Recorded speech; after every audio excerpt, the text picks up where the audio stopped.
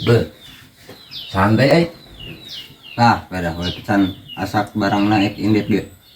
Oh, ya asenya. Bukan duit rada sase, 50.000 Aing ngalongok si itu, aing Saha kitu? si Joni. Aya duit mamang. Kan urang mamang nginjem-nginjemkeun deui ka Mang Omen mah. Nu kamari ge lila teu mayar-mayar. Ingat wae urang ge 20.000, nu 5.000. Isuk sore we hayu. Emang eta si Joni kunaon kitu, Mang?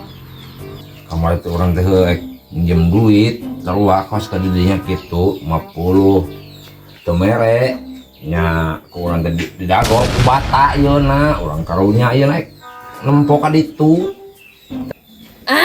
50 mah. Yeuh, tong kagok-kagok 100 we atuh. Dan itu lagi 50 aing mah. Urang mah weu receh mah ieu 100 wae. Sakoga mayarna. Lah gampang ke mayar mah teu urang teu ditutungguan ieu. Bener ya? Bener. Bayaran tadi lah. Lah keun bae nah. Heueuh jeung geura lomo wae segitu. Heula karunya. Aing mah Heeh. inget wae penting oge. Tuh, nuhun ya. Tuh, eko ieu ka ditu buru ayeuna urang ya. Bae aing ludes duit sakitu mah daripada bobatok kudu ditenggel bata mah.